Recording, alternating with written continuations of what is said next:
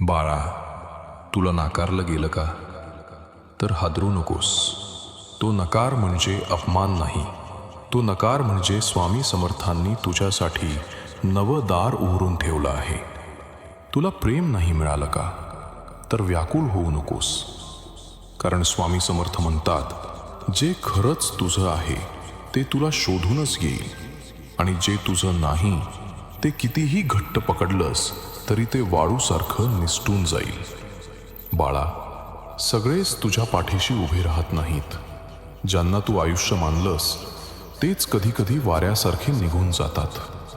पण लक्षात ठेव, स्वामी समर्थ कधीच तुला सोडत नाहीत. लोक काय म्हणतील म्हणून तू थांबतोस? ते हसतील, टिंगल करतील, पण त्यांच्या हसण्याने तुझं भविष्य ठरत नाही. तुझं भविष्य ठरतं स्वामी समर्थांच्या कृपेने. ऐक बाळा, तू तुटलास, रडलास, हरवलास, पण आजही उभा आहेस. याचा अर्थ तुझ्या आत अजूनही ज्वाला आहे. तीच ज्वाला स्वामी समर्थांनी पेटवली आहे. 7 वेळा पडलास तर 8व्यांदा उठ बाळा. कारण स्वामी समर्थ म्हणतात, जो 7 वेळा पडूनही पुन्हा उभा राहतो त्याला संपूर्ण जग जिंकण्यापासून कोणीही रोखू शकत नाही. हे लक्षात ठेव. शांत राहणं म्हणजे कमजोरी नाही, ते म्हणजे स्वतःवर नियंत्रण ठेवणं आहे. शत्रूचा सर्वात मोठा पराभव तोच असतो जेव्हा तू उत्तर न देता जिंकतोस.